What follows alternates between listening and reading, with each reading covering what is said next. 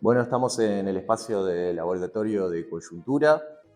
Esta vez vamos a entrevistar a la arquitecta Eleonora Leit.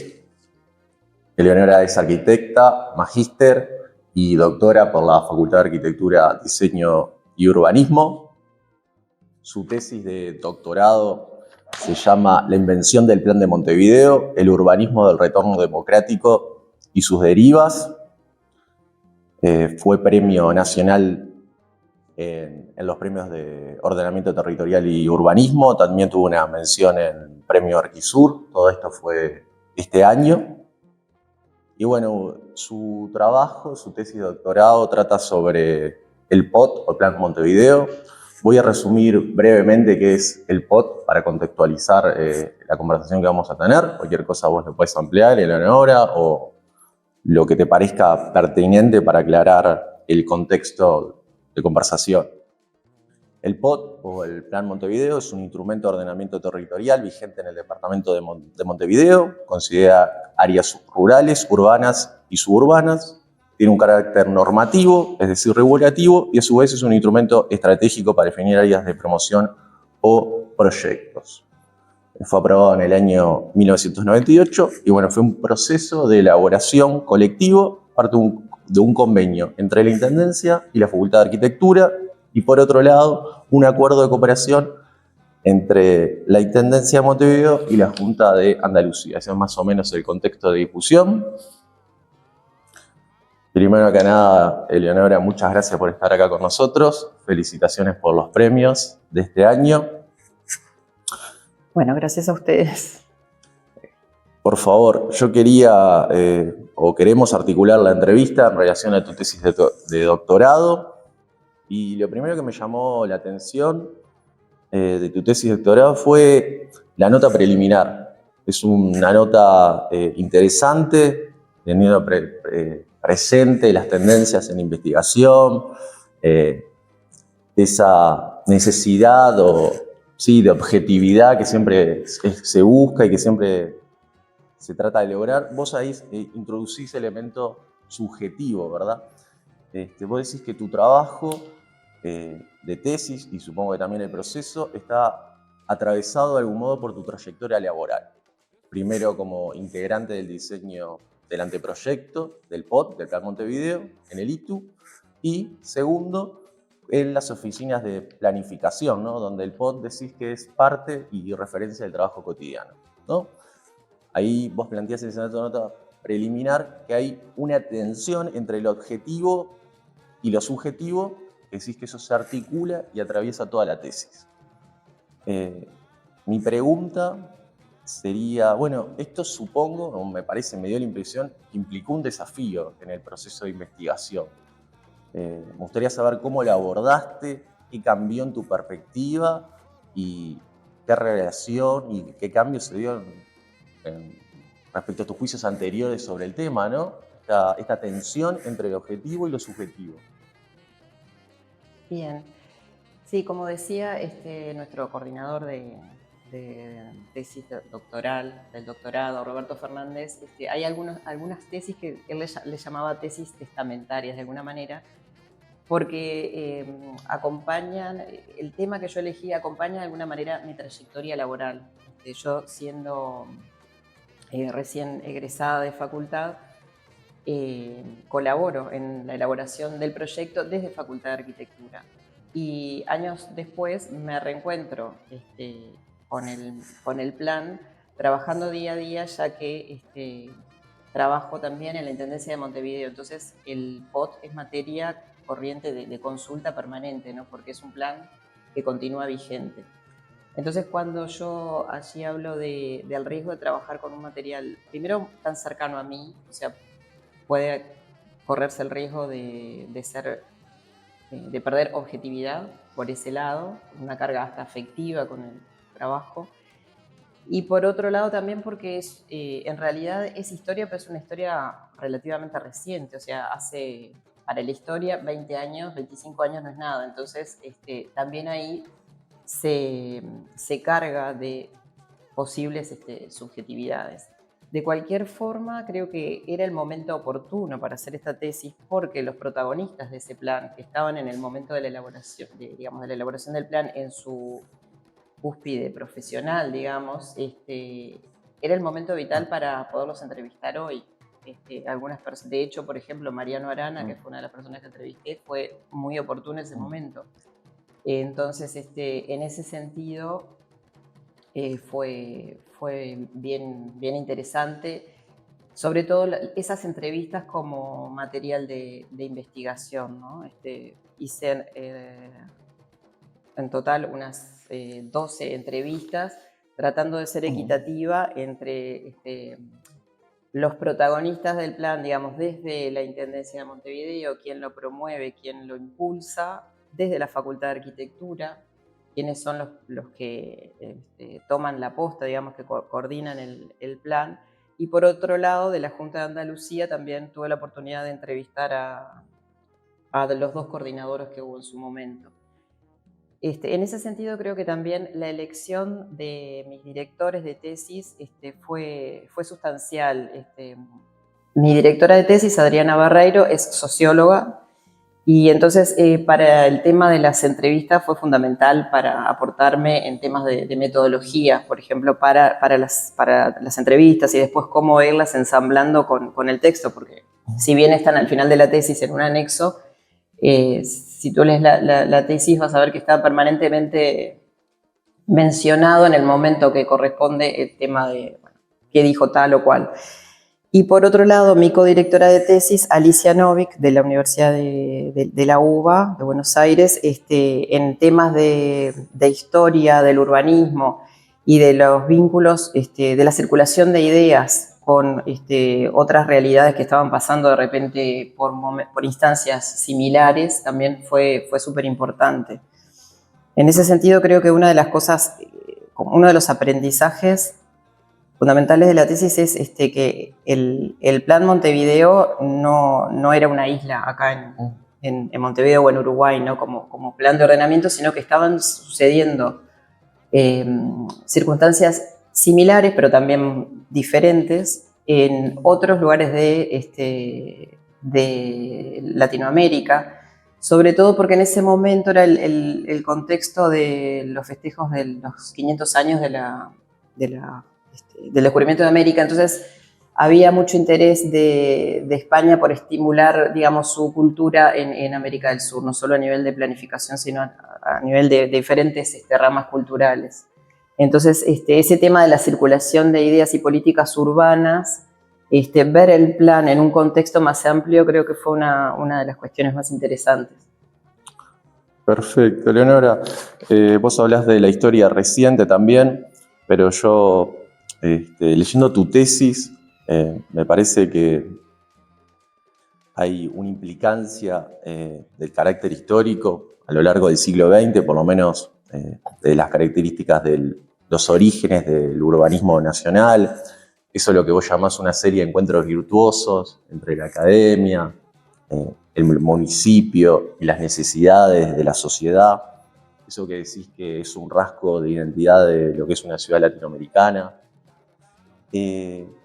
Vos hablás en algún punto de ciertas continuidades en los proyectos, y a mí me llamó mucho la atención que lo decís solidaridades, ese concepto me parece muy interesante, ¿no?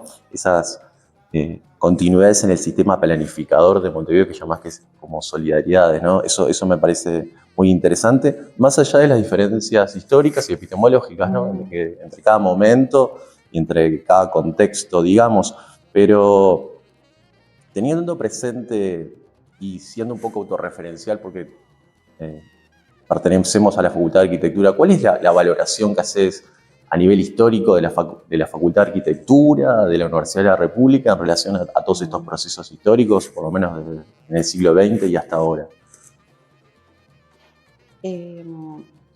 Bien, yo creo que cuando me enfrenté al estudio del plan y empecé a ver, digamos, lo que ya estaba dicho sobre él, que, digamos, había mucho artículo de revista, mucho artículo, digamos, de alguna manera suelto, si querés, pero o parte de lo que lo que llamamos la literatura gris, que no está publicado, pero que está, digamos, a disposición. Había como una especie de, yo le llamé en determinado momento el malquerido, un plan malquerido porque de alguna manera los comentarios en general eran de crítica, o la gente, vos preguntas en corredores y todo el mundo, sí, el plan Montevideo, lo conozco, pero como que estuviera o muy trillado, o que si fuera una obviedad estudiarlo, ¿no? Y fue todo lo contrario.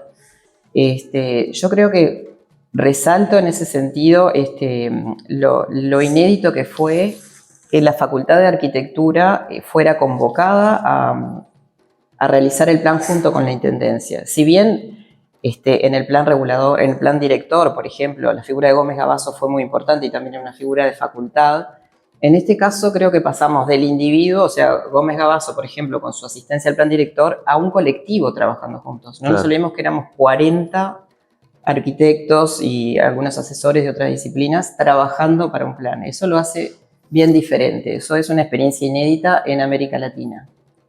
Con excepción de un caso en Rosario, pero que fue de algo mucho más breve, más puntual. En ese sentido me parece muy destacable. Y aparte que retoma una serie de trabajos previos, que yo también ahí los voy contando, los voy relatando, que es a partir del retorno democrático en el 85, cuando se restablecen los institutos de investigación. Ya al ITU se le encomiendan algunos planes parciales que van abriendo la puerta después para el Plan Montevideo, ¿no?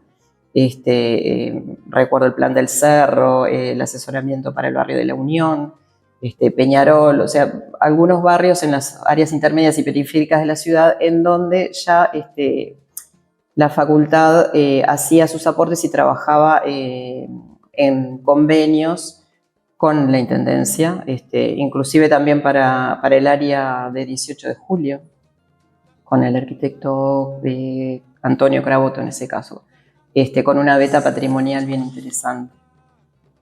Así que bueno.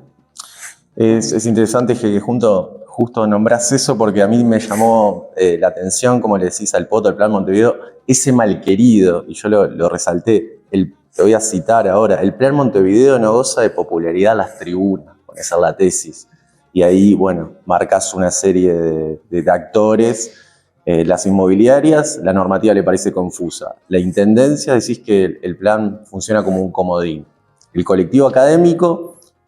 Por un lado están los que creen en el urbanismo y los que no creen.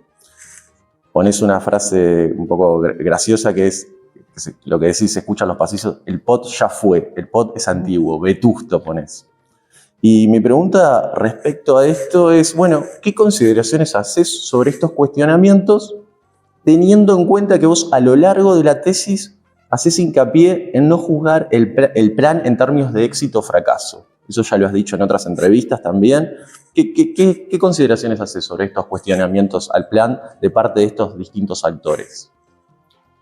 Y bueno, son distintos actores y cada uno, digamos, brega por sus intereses. Es evidente que el plan impone limitaciones al sector privado en pos del derecho colectivo, de defender el derecho colectivo. El plan sigue vigente. Ahora, ha tenido a lo largo de estos 20, 25 años sucesivas modificaciones o actualizaciones a través de las directrices departamentales, a través de artículos, decretos departamentales que van modificando en algunas cuestiones el plan. Por eso pienso que en realidad es un baluarte que ha permitido, o sea, vuelvo a eso, sin juzgarlo en términos de éxito o fracaso, ha permitido algunos logros, como por ejemplo mantener las áreas rurales del departamento, mantener determinadas densidades en determinados barrios. Entiendo que es hora, sí, de una de una revisión más profunda del plan. Justamente en estos días del Congreso de la SAU se hablaba mucho del enfoque metropolitano, que es un gran debe que se repite desde las primeras críticas que surgen al Plan Montevideo es de por qué no se había enfocado desde lo metropolitano, ¿no? Y es cierto, hubo esfuerzos para hacer después las estrategias metropolitanas de Montevideo, pero era muy difícil llegar a consensos con cada uno de los departamentos que lo conforman, ¿no? Pero aún así pienso que es importante seguir intentando el trabajo en un enfoque más amplio que no sea solamente el departamento. De hecho, se comentaba el otro día cómo áreas metropolitanas donde hay muchos más niveles de gobierno que nosotros, por ejemplo, que tenemos 3, probablemente el área metropolitana de Montevideo sea una simpleza frente a otras urbes que son mucho más complejas. O sea que es un desafío que entiendo que es importante abordar en los próximos años. Perfecto. Lo que estás diciendo tiene que ver con la pregunta siguiente, con la resonancia actual del POD, ¿no? Vos en un momento de tu tesis te referís que en cierta forma el POD genera un nuevo estado de la cultura planificadora que se gesta en torno a este plan y lo llamás el constructo sistema Montevideo. Más allá de esto que estabas contestando, ¿qué resonancia pensás que tiene el POD a nivel formativo, a nivel de una generación que creció con eso, desarrolló y hoy en día son investigadoras, profesionales, técnicos?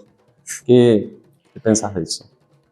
Justamente en una de las entrevistas que realicé, un colega me decía, sí, el Plan Montevideo generó como una especie de escuela de planificación, en el sentido de que, bueno, no solo se formó gente en la práctica, en aquel momento, cuando estábamos elaborando el plan, sino que también en la Intendencia se generaron equipos mucho más comprometidos con el tema de la planificación y también impulsó de alguna manera la formación en estudios de posgrado en temas urbanos. Al poco tiempo ya estaba funcionando el Ministerio de Vivienda, Ordenamiento Territorial, y comienzan a impulsar la maestría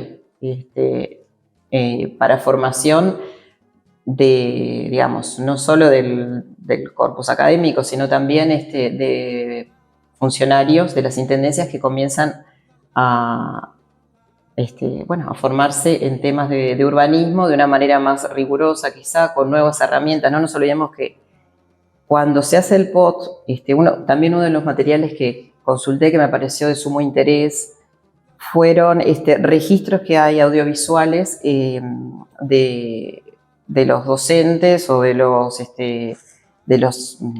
hacedores del plan en la Intendencia explicando el Plan Montevideo, ¿no? O sea, videos que estaban conservados en el Servicio de Medios Audiovisuales, en cintas de video que me las pasan al formato digital, ¿no? Entonces, lo interesante de eso fue ver no solo cómo se dice, cómo se explica, sino con las herramientas que se contaban en aquel momento. No existía la posibilidad de hacer una presentación en PowerPoint, se manejaban con transparencias. Los planes, era una época de transición entre el dibujo manual y la computadora. Fue un gran tema. Ese salto se hizo de alguna manera en el plan. Me acuerdo en el hito que llegaron computadoras especiales para trabajar en eso. En la Intendencia me consta que también el asignar a cada padrón en el predio a predio, digamos, la normativa que entraba a estar en vigencia fue un trabajo muy arduo. Y bueno, también con ese salto, digamos, de alguna manera a la informática, también fue necesario la formación de recursos humanos. Que creo que el POT fue un disparador y un disparador digamos, a fortalecer la cultura planificadora, y no solo desde ese punto de vista de la maestría, sino que también inmediatamente del POT surgen los seminarios Montevideo, que fueron unos eventos también realizados entre la facultad y la Intendencia, de sumo interés porque de alguna manera se verificaban a través de las sucesivas ediciones del seminario algunas de las hipótesis que se manejaban en el plan, ¿no? Por ejemplo, que la bahía era un poco el baricentro de la ciudad, un proyecto estratégico designado como área de promoción. Y bueno, entonces el trabajo de los estudiantes en compañía de docentes traídos del extranjero fue muy fructífero, digamos, y también a nivel de difusión. Por eso, digamos, ¿por qué sistema? Porque la palabra sistema empieza a aparecer, la palabra Montevideo empieza a aparecer en varios lugares, ¿no? Es el Plan Montevideo o Plan de Ordenamiento Territorial. Yo ahí hago una explicación de por qué empezó a llamarse Plan Montevideo, porque en realidad en aquel momento era el único POT, Plan de Ordenamiento Territorial, en América Latina, pero justamente los andaluces dicen, bueno, pónganle algo que lo distinga de los demás. Entonces, bueno, fue quedando Plan Montevideo, se conocen distintamente de una manera o de la otra. Después, el seminario también se llamó Seminario Montevideo. Entonces, que también podemos arrastrar ese concepto a cuestiones anteriores, que ya Patricio Rodé, que fue un asesor en la Intendencia muy importante para que el plan tuviera lugar, hablaba de la manera montevideana de hacer las cosas. Cuando él, en algunas intervenciones que tiene en la Junta o algunas entrevistas que pude leer de él, era como que decía, bueno, nosotros asimilamos algunas políticas urbanas que andan en otros lugares, pero digamos, le imprimimos nuestro propio sello, nuestra propia identidad. Entonces, por eso el tema de la identidad como Montevideo empezó como a cuajar y a hacerse más importante en varias terminologías que voy usando a lo largo de la tesis, y de allí que finalmente termino llamándole Sistema Montevideo. Perfecto. Una última pregunta para cerrar. En tus conclusiones de tu tesis hay una cita de Gómez Gabazo que es: no habrá ideas nuevas si las viejas no se dicen mejor. Teniendo un poco presente este marco de ideas nuevas, ideas viejas que hay que decirlas mejor, hay que analizarlas, hay que estudiarlas. También planteas un subtítulo en las conclusiones que es la feliz experiencia, ¿verdad? Es una expresión en referencia al gobierno modernizador de Rivadavia en torno a 1820 en Buenos Aires, ¿verdad? La feliz experiencia, y te referís al Plan Montevideo como una feliz experiencia, ¿no? Es una expresión interesante. Y bueno, se van a cumplir 300 años del proceso fundacional, y en este cierre de tesis que vos hacés, te planteás algunas referencias a estas cuestiones que yo las quiero repetir o las quiero retomar contigo, ¿no? ¿Qué ciudad pensás que actualmente tenemos? ¿Qué ciudad queremos? ¿Qué ha aportado el POT? ¿Qué reflexión general puedes hacer sobre esto, ¿no? ¿Qué ciudad tenemos y qué ciudad queremos, ¿no? Sí, es una pregunta difícil que creo que es justamente para responder en colectivo. Me parece que cuando pensamos la ciudad tenemos sí que mirar el pasado y también al pensar al futuro, consultar permanente, o sea, me parece importante hacerlo en conjunto, ¿no? Ejercitar la participación,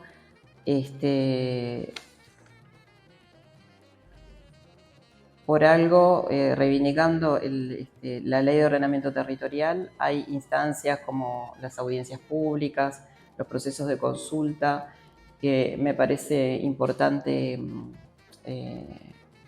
tener en cuenta, y quizá ahí también poder ser innovadores, como iniciar procesos de consultas desde tempranas etapas de los procesos de planificación. Me parece bien importante. Es una pregunta compleja que creo que el Plan Montevideo puede dar algunas respuestas creo que es una buena base. No creo nunca en el borrón, o sea, a partir de cero, borrón y cuenta nueva. No, justamente me parece, en uno de los capítulos de mi tesis yo planteo cómo de alguna manera hay continuidad, hay una serie de solidaridades, como tú me recordabas hace un rato, que es importante señalar, que en la ciudad hoy encontrás trazas que vienen desde, bueno, desde las primeras instancias planificadoras en la época colonial hasta encontrás trazas del plan director, etcétera, que creo que es importante respetar, tener en cuenta, ¿no? Justamente la tabula rasa creo que no es la idea y tampoco no lo ha sido, ¿no? A pesar de que aparecen nuevos planes, creo que hay un sistema de solidaridades o trazas que se van, que se les puede buscar su continuidad, que hay rastros de diferentes etapas planificadoras a lo largo de los años, ¿no? de la existencia de la ciudad y el territorio. Muchísimas gracias por tu tiempo, Eleonora. Fue un gusto. Y bueno.